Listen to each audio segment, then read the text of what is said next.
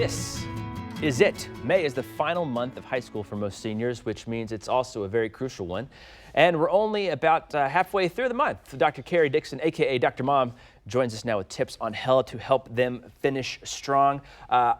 Just by reading this, I kind of flashed back to my May of my senior year in high school, which was 20 years ago, but that's not important. But I remember what it felt like as a kid. So how, as a parent, should we be helping to support our kids as they're going through? It's kind of a tough month for a lot of high school seniors to finally graduate and to figure out what's next. It's a really tough month, but what we have to do as parents is to listen, help them to focus, and help them to get organized without being overbearing. Yeah. Overbearing is telling them what they need to do and mapping it out. I've made that mistake. Yeah. Instead of allowing them as young adults to map it out, but also realizing between finals, Yes.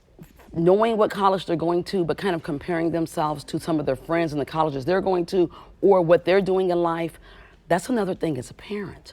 Do not compare. Look what so-and-so is doing. Yeah. Look what your friends, no, take some time and understand. We didn't talk about prom, okay? Baccalaureate, graduation, what to wear. The pressures the school puts on the students are enough that the parents need to do more supporting and helping to understand and organize. Organization is big, and I know everyone puts everything in a phone, but there's something still to be said. There's brain research that when you write it down, you'll remember it. Now you kind of listed some of those big events off kind of in the month that could be overwhelming, like, you know, with baccalaureate, with graduation, with finals, with I'm sure standardized testing and stuff is in there too.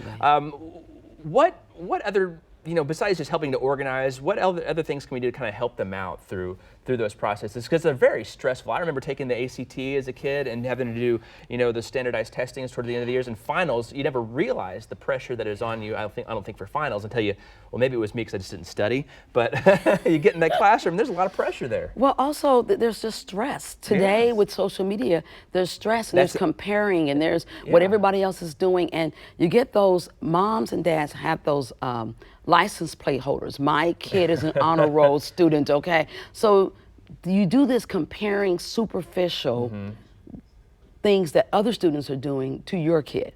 Don't do that. And let them be who they are.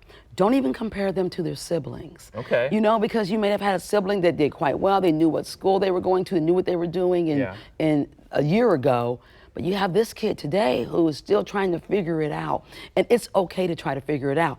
Many people go right into college and don't know what they're doing with their lives yet. Oh yeah, I mean, it's not uncommon to go in and have an undecided as your major. Now, absolutely. Let's talk about relationships. Step aside from school. How do relationships change and maybe come into new relationships? Talk a little bit about that. Yeah, because this time of year, most students do not realize, you look around and the people you have seen every day for 12 years, or for 5 years, or 4, you will never see again. You will never see some of these people.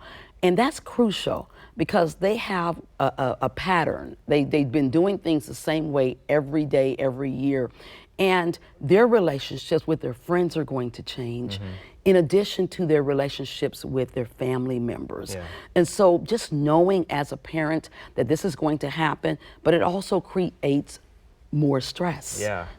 It can be overwhelming, literally overwhelming. So we need to create that positive environment, that organized environment for them. Don't add any more stress to their already stressful lives. That's right. Without pressure, lay off the pressure and breathe yourself to allow them time to breathe and be who they are as individuals. That's good advice. Dr. Mom, Dr. Kerry, we appreciate your time as always. Thank you so much.